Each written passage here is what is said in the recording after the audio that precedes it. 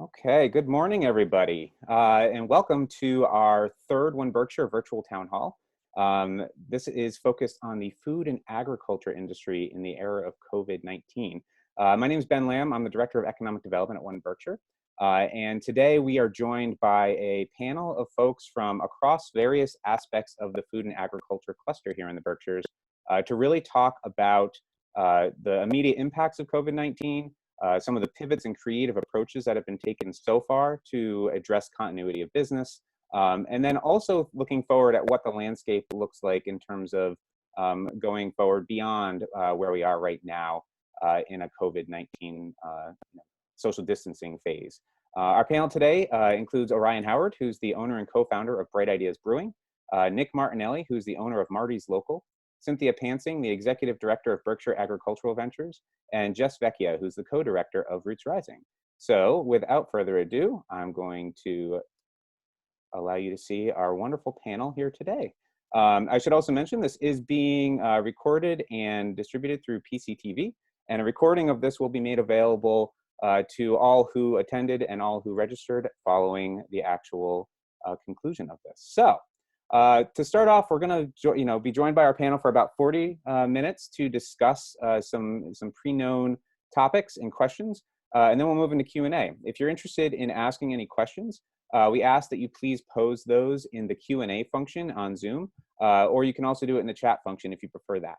And then when we get to the end, myself and Jonathan Butler, who's the wizard behind the curtain right now, will be working to ask those questions of our panelists. So without further ado, we will take it away. So kind of just giving a basic introduction, could each of you just take 1 or 2 minutes and sort of share with our audience what you and your organization have been doing recently, particularly since the COVID-19 pandemic event.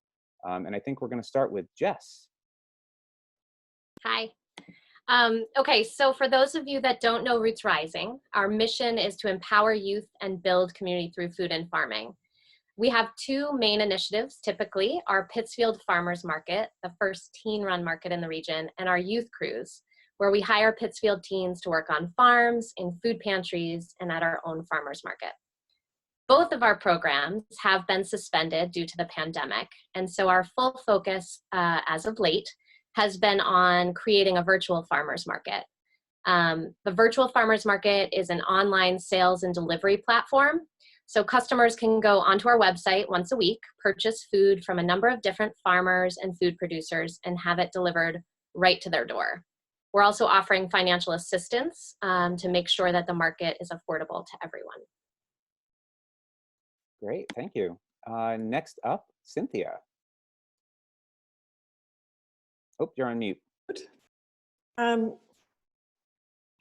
I'm Cynthia Pansing, and I'm the Executive Director with Berkshire Agricultural Ventures. And our mission, for those of you who are not familiar with BAV, is to invest in farms and food businesses to help grow the local food economy, local and regional food economy.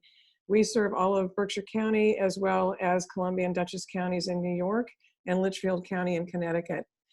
During this situation, we have been tasked to be as flexible and nimble as we can be, which is an inherent part of our mission and the way we are structured as an organization.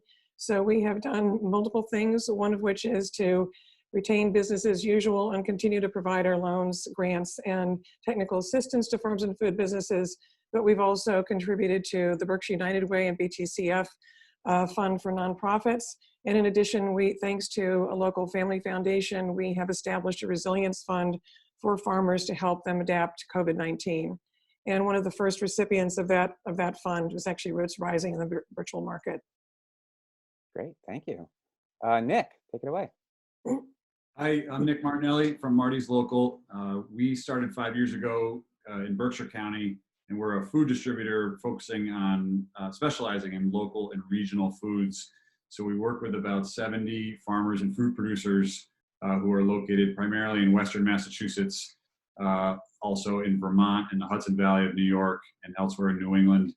And we, over the last 5 years, have expanded our territory westward into the Hudson Valley and eastward into the Pioneer Valley and to Worcester. And we run refrigerated trucks. Our goal is to kind of professionalize the local food supply chain and to make it easier for businesses to access the really high quality foods that are available from the producers in our region. And in the last 6 weeks, our customer base has evolved pretty substantially.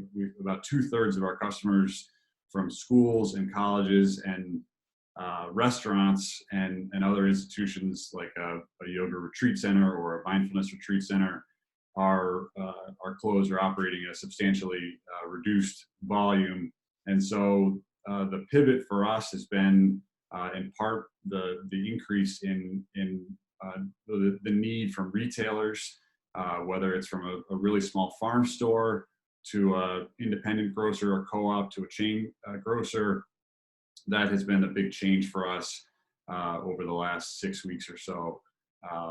And we've also increased, we had a wholesale to home program that was in place over the last year, and we've picked up with that a little bit more and starting to spread the word to folks that we can also deliver to homes for people who want to combine with their neighbors, or maybe they have a large household and receive a wholesale order. Great, thank you. Orion. Oop. You're still on mute there. There we go. Sorry. I'm Orion Howard. I'm the co-founder and owner of Bright Ideas Brewing and have a bunch of other retail establishments in North County and North Adams. So AOK, Berkshire Barbecue, the Hilo music venue. And so each of the retail establishments in this setting have actually been influenced dramatically differently. AOK was always set up as a takeout barbecue retail establishment, and it's actually been, I don't like to use the word thriving in this current setting, but it really has not been impacted. The brewery has been impacted tremendously. We were a taproom oriented economy where the margins were for people to come into the tap room, sit down and have retail pints, and that's obviously been pivoted dramatically to a takeout only curbside business. And then the music venue, Hilo, is basically shuttered. And as you can imagine, that's the type of business that is probably going to be the longest affected by something like this. And we have no idea when you're going to want to get close and personal with 100 people screaming at a music venue. So that may have to pivot in the future, but right now is something I would consider down and out until we, change things dramatically. I think I also come at this with an interesting perspective because I'm still a full-time practicing physician. I run the cancer center down in Northampton at Cooley Dickinson. And so I kind of bridge these retail establishments in Berkshire County along with a medical sense of what's going on with this crisis and what, from a medical perspective, as opposed to political, things might look like as they try to reopen. Great, thank you. So if you're listening in, I'm sure you understand the wide breadth of folks that are in this particular cluster with food and agriculture in the Berkshires, and that's why we have such an eclectic mix of folks in terms of their focus, for-profit, nonprofit, and with that kind of sense, one of the big questions that a lot of folks are wondering, because they don't necessarily see behind the curtain so much, is really what are those immediate impacts? You touched on some of them, each of you here, within your own specific industry especially, but I'm wondering, what are those immediate waves of impacts that you saw, right when COVID-19 really did become an issue, right? When all of the stay-at-home orders and social distancing was put into place, what were those impacts that you saw in your own sphere, but then also that you saw amongst your peer organizations that you've worked with? I'm not going to call on people individually. Feel free to just pop in with, I don't want this to be like a class. So feel free to, just toss out what you got there. I would say just briefly that right away we had some, internally we had staff members who were out, and some of it was symptoms and challenge getting tested. And some of it was family members with symptoms, and some of it was fear of coming into work. And so that was an immediate impact in our sphere, and that persists to this day in our business, and that persists to this day. Another thing that quickly happened is, everybody on our team, and also our customers and our producer partners, have all adopted very quickly face masks, gloves, sanitizing services, social distancing, all the CDC recommended measures, and we've seen a variety of different collaborations amongst some of these partners that maybe we'll speak to later on, but that came about pretty quickly early on right in the middle of March, end of March.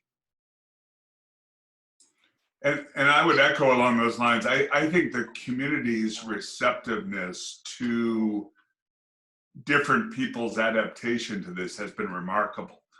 So when we had staff members go out because of symptoms, we had staff members go out because of fear. I think we as an employer, and also our clients, our patrons, were really receptive to the fact that nobody knows how to do this right, and very receptive to not only our pivots, but those of the other establishments in North Adams and around us.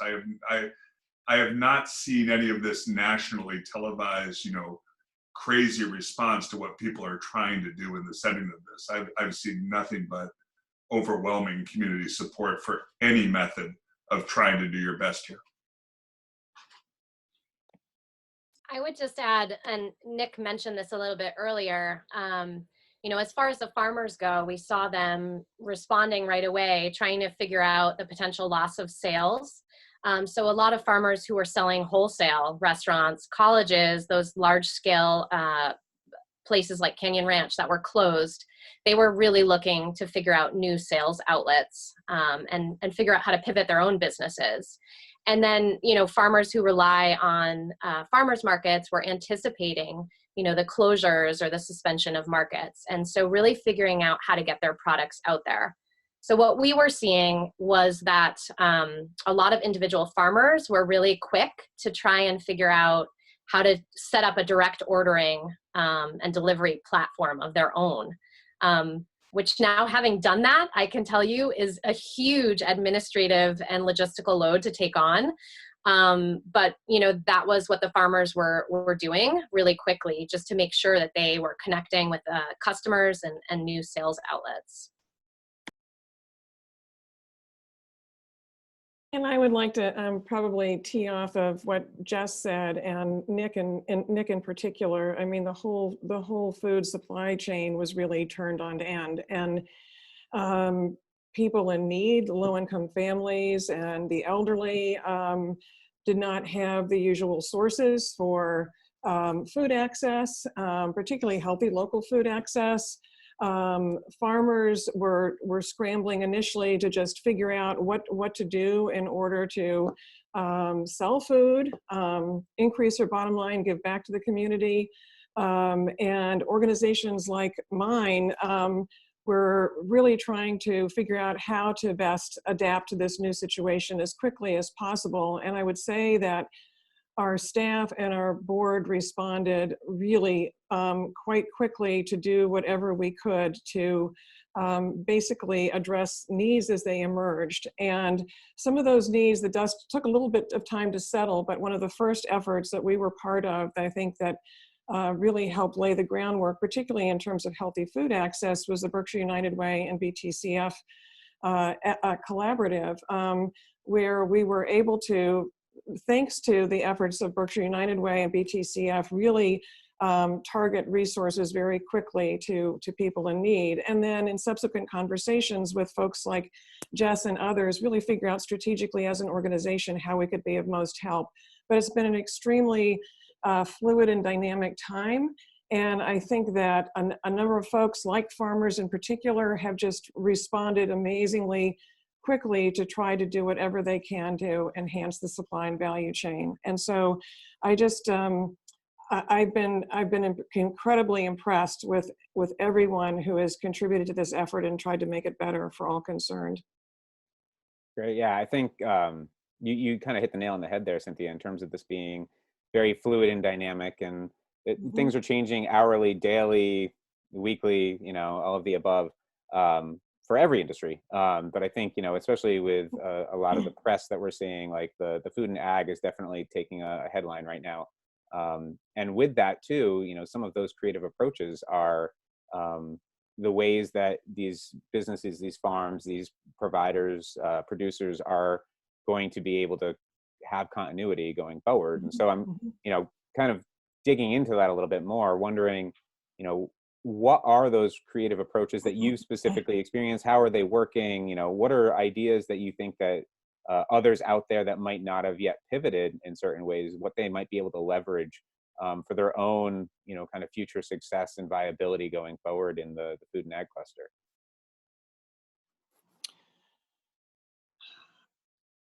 Anybody can answer that. It's not targeted. Well, I can start and just say that that there's been an enormously creative period and collaborative period, and some of the ideas that have emerged are very business specific and very organization specific, and may be sustainable in the nearer term, but some others, like the virtual market, certainly what Nick is doing, what Orion is doing, will be more sustainable in the longer term. And I think that we've laid the foundation through a number of different broader-based efforts, as well as very specific efforts like the virtual market, a foundation for greater sustainability and food self-sufficiency within Berkshire County and the region. And I think among the most creative efforts that we as an organization have been part of, certainly the virtual market, also the Berkshire House of Corrections aquaponics facility has really come through in terms of providing produce to food banks and the like, and on the healthy food access side have really helped address a need that was been brewing. And I think that in terms of future opportunities, we can get back to this, but there are a number of emergent opportunities for how to knit this food supply chain, this food system together in the future to really serve everyone and be a diverse and growing and vibrant economy moving forward. I've seen, just very briefly, I've seen some farmers leap together, sort of tie their businesses together in ways that they probably wouldn't have otherwise. One farm that's focused on growing produce and has a lot of root crops, and another farm that is a dairy operation, has a farm store. And so they're able to in two different, one's over in New York State in the, near Hudson, New York, and one's in Great Barrington. And they're selling the product from one at the other, or offering pickup service at one from the other. And I don't think that link may not have happened, without this kind of forcing it. And then, of course, as Jess mentioned, some farmers are converting to online sales, and I've seen a variety of farmers, 10 or 12, get together and create a home delivery service, and in two different instances, and some overlapping farms where there's not really a competitive thing happening here. It's just, how can we help people get access to these foods, and how can we help our businesses? And so those are some examples that came up pretty quickly in this.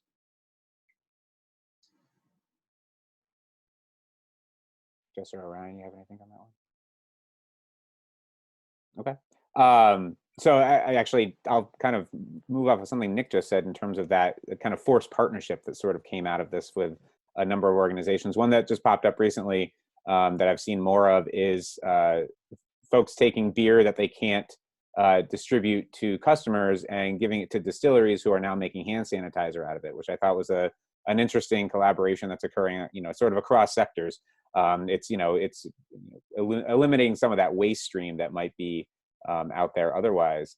And something that, I would point to just in terms of up in North County as well is, Orion, you mentioned Hilo, and kind of how that space has been utilized recently in some of those efforts. And I'm wondering, you want to touch base on that a little bit? Sure. I think it's that. I mean, the beer into hand sanitizer thing is such a weird little thing, because you sort of are admitting there that you have beer that's not selling and is going to go bad, and there's nothing left to do except turn it into grain alcohol for hand sanitizer. So people are not jumping at that because it kind of sends a message. But a lot of people are producing a lot of beer that we can't get out there now, and so it's going to happen. We will have beer at some point that is going to expire and be bad, and I have 2 distilleries that are, asking for it. Ryan with over at Greylock Works, who's producing his rum, but is converting to hand sanitizer, and Berkshire Mountain Distilleries, Chris Weld. So they're both ready to take anything that's going to expire and turn it into hand sanitizer, which they're basically selling, at cost. Nobody's making money on this, but it's a fantastic way to get rid of stuff that otherwise is going to be lost. Hilo has this incredible, 3,000 square foot empty single room, and it's become fantastic for the North Adams Farmers Market, who's pivoting to online sales to do their packaging. We have a giant cold room there that normally is storing beer that's now empty that we've left running. We've left it running so that we don't lose, our exotic beer supply, under the hope that we will be able to reopen or pivot in some way before that goes bad. But in the meantime, we have a 500 square foot cold room that's perfect for storing produce and packing stuff up and doing the online sales. And so, Brian Mixick is one of the co-owners there, and his wife Susie has run the North Adams Farmers Market, and that has been a great connection to use that space to package stuff for the online form of the farmers market. And there's bandwidth there, and it's, I think there's open bandwidth to look for these unusual or unexpected, more than unusual, unexpected partnerships. And as Nick said, if this is the impetus toward economy of scale and efficiency, I think that's fantastic. And I'm open for any of those that, that come our way. I think the hard part now is figuring out how to make those connections. Yeah. We've also had sort of an unusual partnership as well. Barrington Stage Company has come on as a major partner for our virtual farmers market. So who would have thought a theater company would get involved with a farmers market? But we had a few of their staffers volunteering with our team. And when they heard space was sort of a limiting factor for our growth, they reached out to Julie Boyd and others and offered a 5,000 square foot production center for our use in kind. And so now we have this huge space to use every Saturday, and it feels like a real food distribution center. So I think those, the connections that we have in the community are really being tapped, and people are getting incredibly creative with resources and with collaboration. And it's exciting to see. Yeah, and I think, Jess, you also, you hit on this earlier as well, in terms of all the farms that were sort of jumping into creating their own e-commerce spaces, and, looking at the farmers market template of how it brings everyone together in that cooperative way. I think that is just another prime example of sort of this creative pivot to, putting what has traditionally been when you walk around outside and see all your friends and neighbors into, you do it on a website and it gets delivered or you pick it up. So there's a lot of that pivoting that we're seeing. And I imagine a lot more will come up as well, just as time goes on, and sort of that landscape continues to change.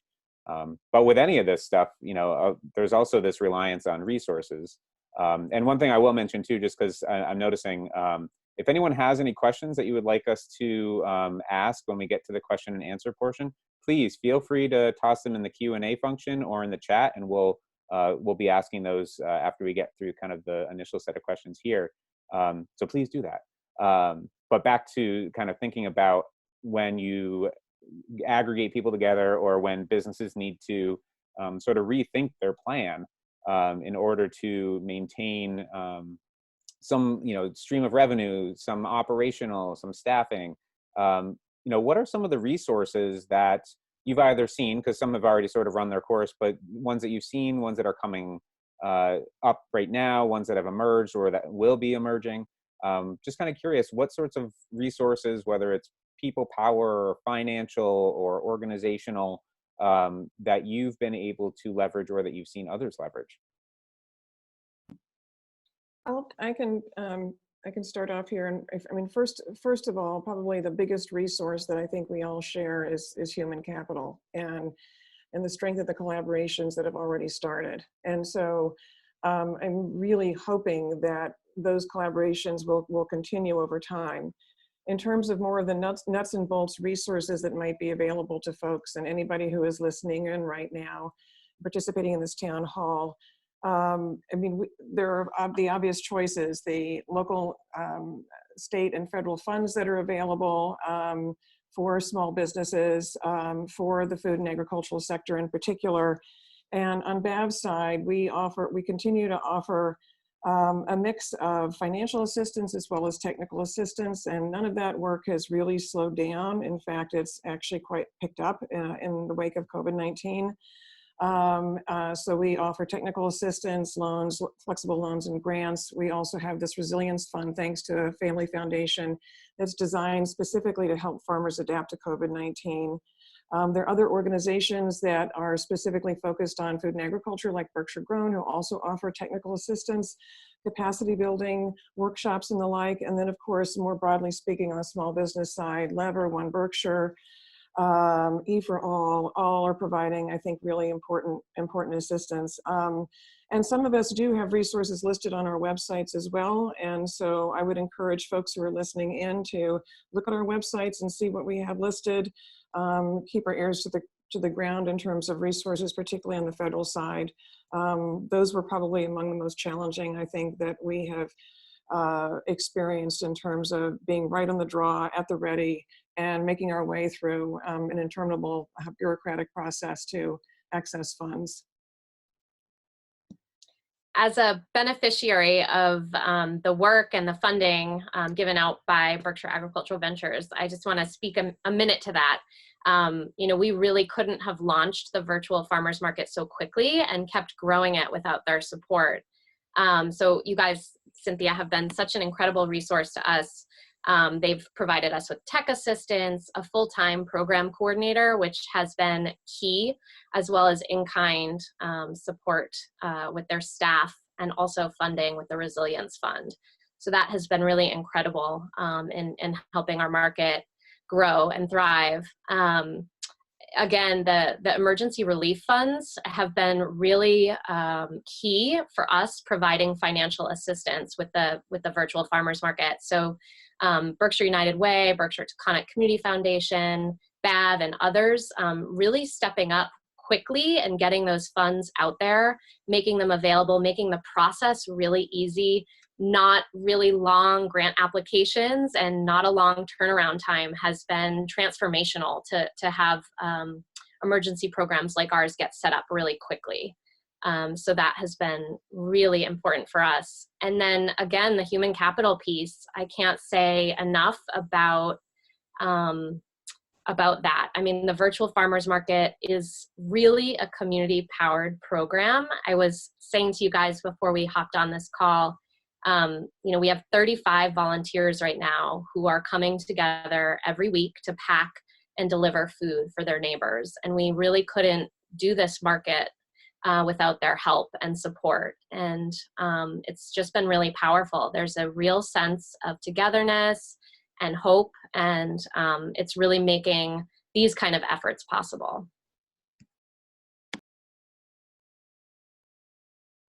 Any other resources that folks have run into that they found to be particularly useful? So I will say, I think the ones that BAV has coordinated, also Berkshire Grown is another organization that we've got regionally that's there as a supportive mechanism. But you know, the websites, then the activity that we've seen where people have really been updating those resources just as often as those resources are coming out or running their course, has been really impressive and really integral to helping folks navigate these processes, because otherwise it can get a little bit challenging to navigate. And so I'm kind of adding on to this question a little bit in terms of navigation of those resources and finding the right people to talk to. Do you have any suggestions for folks out there that might be, you know, in a business that is food and ag related, and where they might find other resources besides what we have locally? Because I think We've got, you know, our website and BAV's website, and definitely some of the other community municipal websites have been trying to provide those resources. But are there any navigation tools that you've seen out there that could help folks? I would say one thought is certainly the, you know, BAV, as has been mentioned, and Berkshire Grown and Berkshire One and Lever and others regionally, as you said, are the, I would certainly say, the starting points. But there's the National Good Food Network is a has a terrific listserv. There are lots of folks on that in different areas of food and agriculture, and lots of archives, communications that have a lot of tremendous resources, people's on the ground experience with accessing, you know, whether it's grants or loans or deferments, any of those pieces and ideas that people across the country are using or making use of now. Great. I would second what Nick has said, and also add the ComFood listserv as a potential resource, particularly in terms of getting a sense of what's on the horizon nationally and potentially at the state level in terms of policy shifts that could benefit the local food economy. For example, the recent actions related to SNAP and also related to basically freeing up some federal restrictions around on-farm processing facilities, and restrictions on sales that could be of benefit. So ComFood comes out of Tufts University. That's another really good resource, I think, in terms of a listserv. And individual organizations have newsletters and email blasts. And so I would just encourage folks, it may be an obvious point, but just encourage folks to sign up for newsletters from various organizations too, because it is something that I think we're all really focused on, is trying to get information out as quickly as we can through multiple channels, Facebook pages as well. Absolutely. Yeah, I know that sometimes it can be a little bit daunting being on a million listservs, but at this time, getting as much information as possible is likely a good route to go. So I think, you know, looking at, you know, the resources and also just being aware of our time here, I kind of want to dig into the outlook. And I think each of you would be able to contribute something to this question, especially in really thinking about, you know, we know where, well, generally we know where we've come from so far in this process. We can sort of kind of know where we are now, depending on the moment. But, you know, using the best knowledge that you have right now and looking at your own sort of realm that you are focused in, what is the outlook? You know, what is the landscape looking like for our food and agriculture? You know, there's been a lot of press around supply chain shortages and, you know, at a national scale, a lot of, you know, food waste because they can't distribute it, which is a huge challenge, especially where, you know, you have very large growing patterns out in the Midwest. And I'm just kind of curious, what do you see as sort of some of the outlook pieces with the supply chain locally, specifically in the Berkshire lens? So, you know, just kind of give us the lay of the land from your unique perspectives. And we'll start with Orion, since he's been the quieter one. Sure. Listen, and again, I'm approaching this from the retail side of things, right? So you know, we've been affected by supply chain in some interesting ways. You know, I was on the phone with Aaron Oster this morning talking about how beef prices have essentially made brisket, sorry to say this, Ben, brisket unobtainable unless we're going to pass on a massive cost increase, you know, to the people who are coming to the barbecue, which is really hard for people to bear right now. The interesting thing about the conversation this morning is we're switching from national sourcing to local sourcing now, because the local pricing is now better than the national supply chain pricing. So this pandemic is pushing us back toward local, which is fantastic. The other thing I'll throw in here, you know, again, we're in the doctor hat maybe a little bit, is, you know, everything we're talking about or everything we've done in the last 2 months has been a reaction to emergent, you know, necessity changes. But this thing is not going to go away. We are going to be dealing with this to a dramatic degree for the next year to year and a half at least. And so I think the process over the next 6 months is going to be transitioning from this emergent reaction to how do we save what we can save, to how do we actually sink into this for the long haul, and how do we make micro pivots, moving forward, but not with the premise that this is going to get back to normal in 2 months or 3 months and we're just doing some emergent thing until normalcy returns. That's not what's going to happen. I'm not going to be able to open a brewery tap room in any meaningful way, I'm expecting, for a year. We're not going to open a music venue in a meaningful way for at least a year. We're operating, 2 of my businesses operate on the Mass MoCA campus. Mass MoCA, Joe Thompson and I talk a lot about what that might look like in 6 months, what it might look like in a year. Is it going to be 100 people on a docent-guided walk through Mass MoCA? Picnic tables 30 feet apart in Courtyard A, and doing a big outdoor summer beer garden with 20 little groups separated by 100 feet. We have no idea, but we need to get into the mode of what are we going to do to pivot to a long haul change in operation. Just to add on to that, I think I agree entirely with everything that Orion just said, and in terms of at the beginning of his remarks about the shift to the local food system because of the logistics are simpler than nationally, or the prices are better, or people are turning to their neighbor farmer for any number of reasons.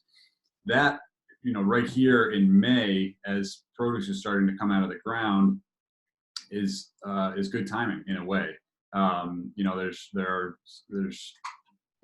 It's helpful to see some bright spots in this, and for all of us, and using the channels that are out there, like Roots Rising, or like the farm stores, or like the home delivery, or going to your retailer that is supporting the farms in the region. Those, I think we need to see. I think we are going to see more of that, and need to see more of that, which strengthens our local and regional economy and the farmers and food producers in the area, but also provides a healthy source for the foods, and a trusted source, and the kind of shopping experience, whether it's 1 month from now or 6 months from now, that is going to keep everybody as safe as can be.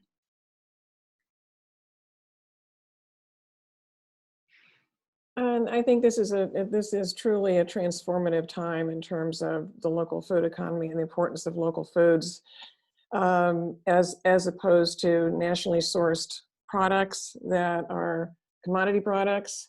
We have seen failures in the supply chain nationally that some of which are actually trickling down at the local level too. For example, as Orion had mentioned, in terms of meat products, there are increasing supply. Basically, demand is overwhelming supply, even locally in that arena.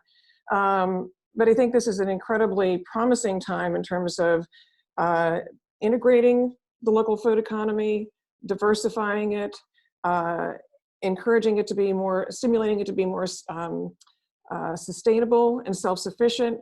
We as an organization are guided by this New England food vision, which believes that there is ample opportunity for us as a region to become self-sufficient by the year 2060 in terms of producing roughly 50% of the food that we consume within New England. We as an organization believe that that's achievable. Given what we've seen with COVID-19 so far, that is achievable. There are certain subsectors, though, in the food and ag economy where there are some continued vulnerabilities, like on the dairy side. Number of smaller dairy producers are really struggling, dumping milk. And I think that that's an area that we need to attend to in terms of creating this vibrant, diversified economy, food economy, that is self-sustaining, self-sufficient over time.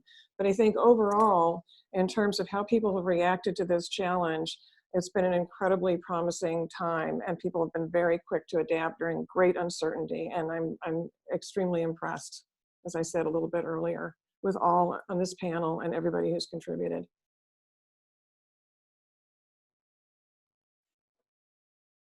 Jess? I agree with everyone. I think we're definitely seeing that at the virtual market as well.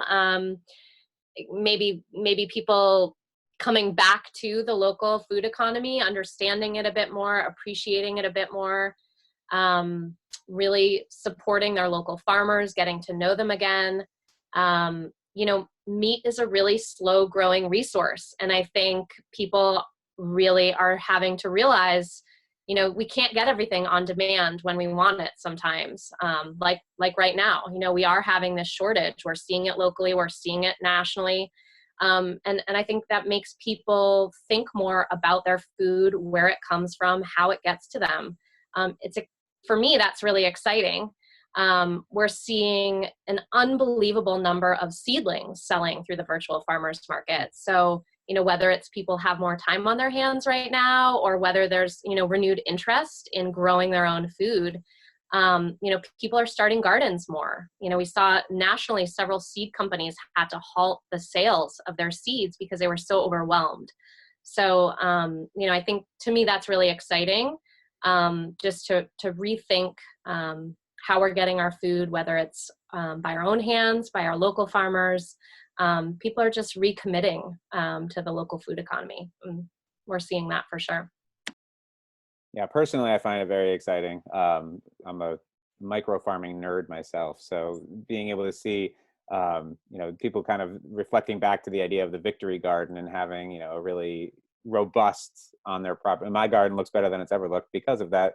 The fact that I'm, you know, home all day, working, but here. But, you know, also things, you know, you mentioned the meat taking a while to grow, thinking, you know, things like aquaculture and mushrooms that are being grown to be very meat-like now. I know there's a company over in Troy that's doing some of that. So there's definitely a lot of interesting innovation that's kind of coming out of that. But, you know, a couple folks sort of touched on this, and we're going to move over into some of the questions here that we've been getting, because there's some really good ones here. But really thinking about what individuals, so residents of the Berkshires, and also what business leaders, what specifically can they do to provide support? So, you know, actually, like, what targeted actions do you see as being things that, you know, the average person or the small business or the business leader could actually be doing to support our food and agriculture system, you know, both now, but then also thinking ahead? You know, we talked about this being a long game. You know, thinking about, you know, 6 months, a year out, how can they continue to support that food and ag system that we have here?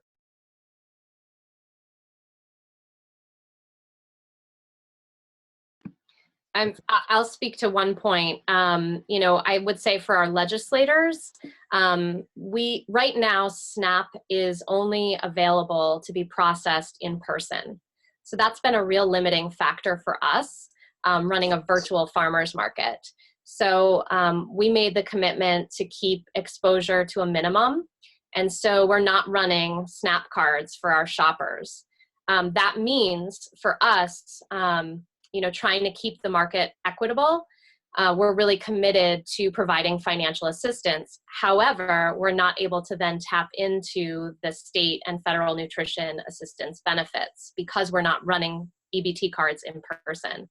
So I would say, I would hope that our legislators could really push to make that change. And I know that it's being tested out by large corporations like Walmart in different parts of the country. So there are processes in place to test that out, to have SNAP be run online or even over the phone. That would make a huge difference for some of these online ordering systems to be more equitable.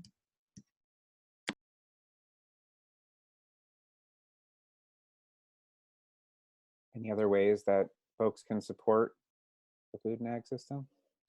Yeah, I think, you know, I guess at the risk of repeating one comment I made a little earlier, going to the farms that are, you know, 20 minutes from you, 30 minutes from you, if you're in this region, A lot of folks are popping up farm stores if they don't already have one, or you work through Roots Rising or work through any other number of entities that are doing, that working with the farmers and food producers in the area. And I think now is a great time to get to know those folks and build long-term relationships that don't, when we get, to whatever normalcy looks like after this, to the extent, whatever that is, that this change is permanent, and that it becomes, people talk about 21 days for good habits.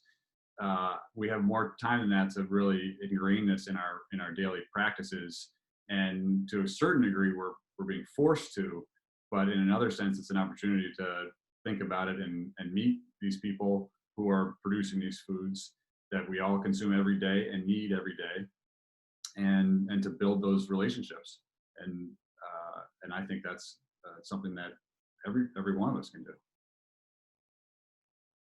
And I'll just say, I mean, if I take off my hats as a retail guy and just talk about myself as a consumer, it's interesting. I'm not sure that I, through my normal mechanisms of daily life, know what is available locally, and what people are going to be doing over the next couple months as the ground starts yielding, crops.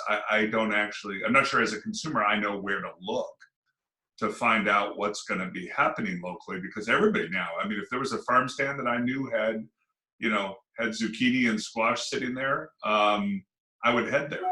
But I think a question to Cynthia, Jess, and Nick is, how is this information in today's new era going to be conveyed as it happens? A panelist posed question.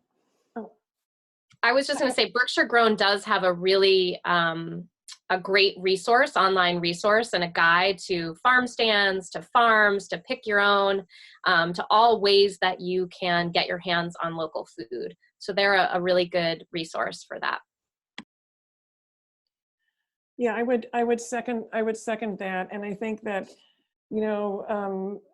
there are a number of kind of enigmas and contradictions, I guess, and during this situation, in that in this during this period of social distance, that one of the things that we can best do is get to know our farmers and get to build closer relationships with farmers, with our local, what's available locally in terms of our food economy, get to know us on this panel and other organizations we have connections to who are not here with us, like Berkshire Grown, like Berkshire United Way, like all the social service organizations that are really doing a very good job, doing very hard work, trying to improve healthy food access throughout the county. So getting to know people, getting to know organizations behind them, I think is absolutely critical. And at a certain point, though, while it is truly wonderful to buy on the basis of individual products from individual farms, there also is a balancing act that we as consumers need to undertake almost daily in terms of how much of that very specific purchasing do we do from farms versus more consolidated sources that can help distribute food, a wider variety of food, perhaps more efficiently throughout the county. And so just becoming aware of what those opportunities are, and in addition to the individual farms, in addition to the individual food companies that are continuing to do great work during this period, what are the other opportunities for providing a wider array of food products to the larger public? And I also have to applaud all the local markets too, who have been doing yeoman's work and trying to ensure that food is stocked and deal with massive changes to the way that they sell food in their stores to consumers. So just becoming more knowledgeable about the food economy, I think, is absolutely critical. And just to build on that, there are a number of, as Cynthia was saying, there are a number of retailers and restaurants that are going to be, that are either open now or are going to be open in some capacity in the next few weeks here, that we all know support or purchase their food from farmers and food producers in the area, and going to continue to, in this region, obviously we have lots of folks who pay great attention to that and continuing that and building on it. and supporting those businesses, whether it's A-OK Barbecue, buying from local sources, or the grocery store, the independent grocer, or the co-op, or the farm store, or the online home delivery. All those options are there, and depending on all of our individual needs, it is a choice that we can make right now. Mm-hmm. So this is actually, I've got a targeted question for Orion and Nick on this one. So looking at sort of your two different business operations, can you explain a bit about how you're actually communicating sort of the health and safety measures that you're taking to both your customers and consumers, so that they feel secure in your product and kind of your business models? Sure. So there's two parts to that. What are we actually doing, and then what are we communicating? I can tell you we're following the CDC guidelines, to the letter and then some. So when on March 15th, we actually we closed the tap room. We actually closed it 3 days before the mandate, hit, because, once people said we can't do this anymore and we're going to put this into effect on, Wednesday at noon, my reaction to always that is, well, if we're going to do it Wednesday at noon, we better do it right now, because God knows you don't want to infect a couple people during that lag time before the thing goes formally into effect. So we're following the guidelines, to the letter, but I don't think we are communicating that well. And part of the reason for that, I think, is, these rules and what people are expecting are pivoting daily. And there are tweaks. We went from, no masks in public necessary, to masks in public necessary, to mandated, and, there's going to be a fine if you're not wearing masks. And that sort of, it didn't echo what was happening, medically and clinically, right? So I think people have a bit of a understanding that this is pivoting on a regular basis. And I think that affects communication. I think we all sort of say we're following the current guidelines, and we absolutely, are. And I think everybody I've seen is following, the current guidelines and doing a great job of that. But we have to understand that they will move, and they're going to change. And as hotspots pop up, things are going to get much more restrictive here and there. And I think that's something we're going to just be adapting to it in an ongoing way. Once we figure out how many people actually have this virus, it's going to influence how we relax things. So this is a real moving target. And I think we just have to be fully committed to following the guidelines of the moment, and then some. But I don't know how to it's hard to effectively communicate that. Yeah, I echo all of that in response to the question. We are following all the guidelines. It's face masks, it's gloves, it's sanitizing surfaces, it's maintaining distancing, it's communicating that to our customers visually when they see us making deliveries. We certainly put out some correspondence by email early on in the process, letting folks know. And as it evolves, we need to keep doing that. Yeah, I think that's all of those mechanisms, and like you said, it's constantly changing, and the requirements are changing, and best practices are changing. We're also, some of the research that we're doing on the back end at 1Berkshire too, is we identified that one of the top things that folks want and need to feel more confident in going to restaurants and going to venues and to, sort of going back out, is well promoted sanitation protocols that they can clearly see what the venue, what the business is doing. So I think as we get further along here, that's definitely going to be an important approach for businesses of pretty much any and all types to take on. Kind of pivoting here and talking about best practices, I'm actually going to shoot this one to Jess and Cynthia. The Williamstown Farmers Market is going to be opening their digital market coming up just this coming weekend, and they're wondering if you have any suggested best practices in terms of running your own virtual farmers market, or those that you work with who are running farmers markets, just to give them any inside scoop that might help. Sure. We would be happy to chat with them offline too, because we have learned so much. We are also in constant conversation with Susie at the North Adams Farmers Market, who also is running a virtual farmers market. So I'm sure they have some great tips for you guys as well. You know, we have the online platform we're using is Square, and it has, it was really easy to get set up. Visually, it looks really nice. It also has some limitations. As far as, you know, on site, we are requiring everyone to wear masks, gloves, keep the social distance, which can be difficult. And so we have created all sorts of systems, and we have them all written down. So we're happy to share those offline with you of what's worked, what we've changed as we've gone along. I don't know if there are some specific questions that I could answer, but I would say partnerships are really key. Starting a virtual farmers market or any kind of online ordering platform and delivering is a beast. It's not something you want to take on your own. So utilize the resources and the relationships that you have. Again, you know, we couldn't have done it without BAV. And they've provided an incredible amount of tech support. So there have been a lot of things we don't have the capacity to handle on our own. So finding those resources is really key. I don't know if you want to add anything to that, Cynthia. Well, I think you said it extremely well, Jess. And the only thing I would add is that please do consider us a resource, both a resource in terms of technical assistance, as well as potential financial support too. On the technical assistance side, we've had two of our staff working hand in hand with Jess and her staff through the virtual market. And one in particular, Emil, is extremely knowledgeable about the technical side, the IT infrastructure and so forth that's required of the virtual market.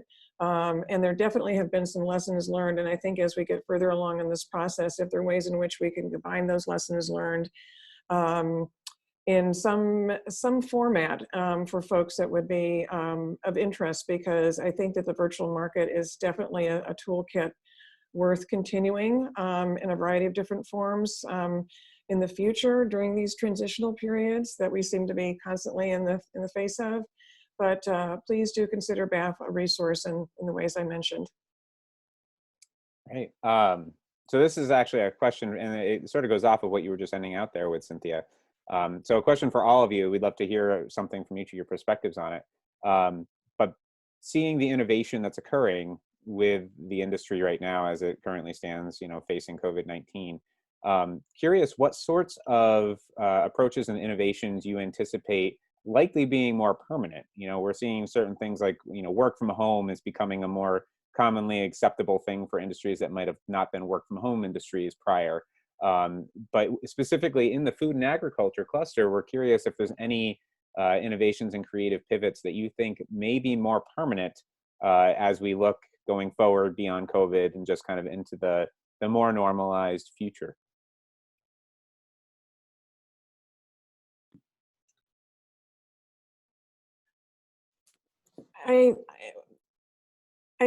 There certainly is enormous demand for local food, and nationally there has been, that's one of the fastest growing areas of the food sector in terms of consumption demand over the past years. And this whole COVID-19 situation has just sharpened that, just brought this into relief. But really at root, and what is absolutely essential to ensuring that this direction that we're in right now continues to grow, we become more sustainable, more self-sufficient in terms of the food economy, is to ensure that we have a really diversified sector.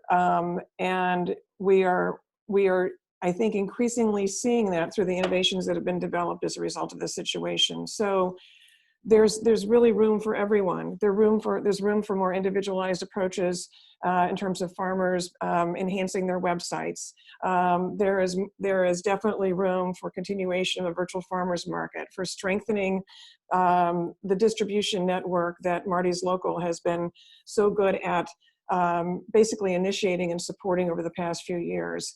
The kind of work that Orion is doing. All of this can thrive and will thrive over time, but we also need to take, those of us who are in the position to do this need to look at the whole food supply system and see where there are gaps and opportunities that may still exist as a result of this situation, one of which is in the processing arena. That's something that's a nut to crack at a certain point when things become a little bit more stable in this very fluid situation. But in the meantime, all of the innovations that have occurred, I think, are a very central, important point of a diversified food economy and absolutely essential to continue and sustain.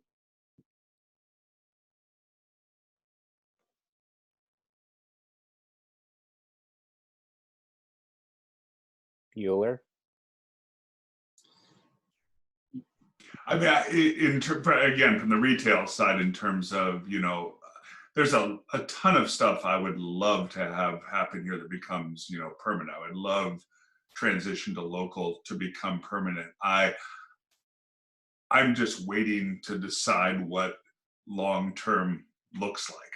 I think there's so much that we need to figure out in what long-term is going to look like before we can really answer those questions. And I think I think going into fall, we will have a better answer of what long-term looks like. And I think it's going to be a lot different than it looks today, and a lot different than it looked like 6 months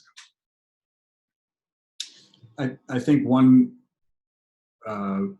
in terms of this trend towards home delivery, whether that persists, it's going to persist in some form. I think people are, to the extent they want to minimize the number of instances they go out and, you know, quote unquote, expose themselves or minimize their risk in any event, we'll see some percentage of this increase in home deliveries persist.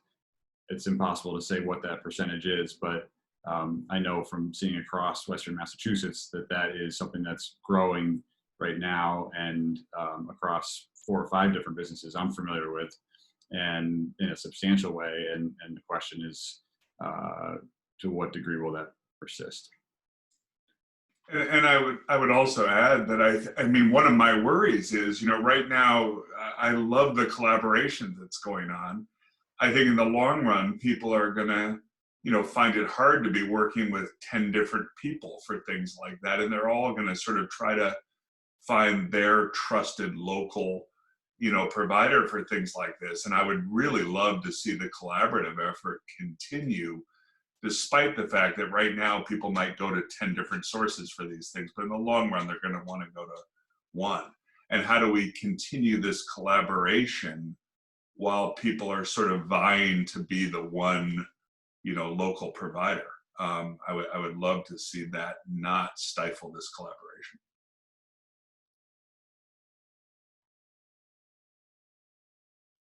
Great. Jess, anything on your end in terms of things that you see persisting? You know, it's hard to say. I think, you know, farmers have always operated really creatively. And, you know, what Orion was saying about the collaborations, I think, you know, there's always been collaboration to some extent, sharing resources, knowledge. We're seeing that even more right now. You know, some of our, especially with the meat shortage, you know, we're seeing farmers kind of team up and do collaborative sales and sharing whatever kind of resources, sales outlets that they have. So I do think that will continue as well. You know, just that sense of togetherness that we're all sort of feeling now, I think will continue. And the cooperative nature, maybe more cooperative farming, just cooperative sharing of resources. I can see that continuing. Great. Thank you all. So I think we're going to conclude that for we got a couple of other questions, but I think most of them were answered over the course of the conversation here. So just, you know, kind of to close us out for this morning, if each of you just has anything that you could offer up to our audience that's listening, whether they're listening to it right now or they're watching it later, just, you know, what are your kind of closing thoughts on the food and agriculture cluster here in the Berkshires? And take that as you will, but just a closing remark from each of you in terms of, you know, how you want to send off our audience from this morning, they've been commenting, they've learned a lot from this, so that's great. But just to kind of send them out into the world with, you know, some final remarks from each of you. And we'll go in reverse order. So we'll start with Jess and we'll go up to Orion. Oh boy. Okay. I guess I would just say to continue to really think about where your food is coming from, how it's getting to you, the people behind the food, to participate in the local food economy, whether that means getting your own hands in the dirt, whether it means taking a trip to a farm store, whether it means, sourcing locally as much as possible. Just getting to know your food and the process a bit more. I would really encourage folks to take that with them post-pandemic. Cynthia? I agree wholeheartedly with what Jess just said. And to that, I would add and reiterate something I said a little bit earlier, and that is I think this is an extremely hopeful time in terms of strengthening the local food economy and really putting in high relief that the local food economy is one of the backbones of our region, economically, socially, from a communitarian perspective, in every which way. And that COVID-19 has really opened up challenges and numerous opportunities for us to really diversify our local food economy in ways that we haven't before and create a pathway to a more sustainable and self-sufficient future. Nick? When I hear your question, Ben, I think of just this one example comes to mind of a farm in Worthington called Sawyer Farm. It's 4 acres of vegetables and pasture. It's horse powered. They have a tiny farm store there. And so it's in a very, relatively remote area, and, had good customer retention pre-COVID. And since this has come on, has seen an enormous increase in their farm store sales. And that's just very encouraging to me. I know there are many other examples across Western Massachusetts, probably across the country, like that. And so I'm encouraged by that, and just I think it's, to the extent I can share that with folks, that's what I'd like to do. And Orion. Thanks. Yeah, I agree with what everyone just said. And the thing I think I would throw out there is I've been really amazed by, I think the best word for it is the compassion that everybody is showing toward other people's struggles with this, and the compassion toward a variety of responses, and not to give up on this thought that we need to be inclusive with what everybody is proposing as solutions to this, and really think about them and be very compassionate for the individual processes people are going through. I think I've seen that, and I think that's the most remarkable COVID-19 story for me. Wonderful. Yeah, I think that's a great story of the Berkshires in terms of our ability to come together in a compassionate way, no matter what the situation seems to be. So first of all, I just want to extend a sincere thank you to our panelists, for all of you, not just for spending the time here this morning, but for literally helping to feed and keep businesses alive here in the Berkshires. The work that you're doing is immense, and it's a huge undertaking, and I want you to know that it's sincerely appreciated from many people who probably just don't have the ability to express it to you because we're stuck between here and Zoom. But I wanted to just say thank you to you. Thank you to PCTV for joining us for distribution of this, and to my wizard behind the curtain, Jonathan Butler, for helping with the technical side of things, and for the whole team at 1Berkshire for helping to pull these town halls together. We will continue to host these weekly on Fridays at 10 a.m. Look forward to announcements that will be coming out about future ones. We try to keep these as relevant as possible, so they come up pretty much within a week of when they're going to happen. But we see this as an important opportunity to continue these discussions, because ultimately, even though we're apart, we're all in this together, and eventually that's how we'll get through this. So thank you all, and we look forward to seeing you soon.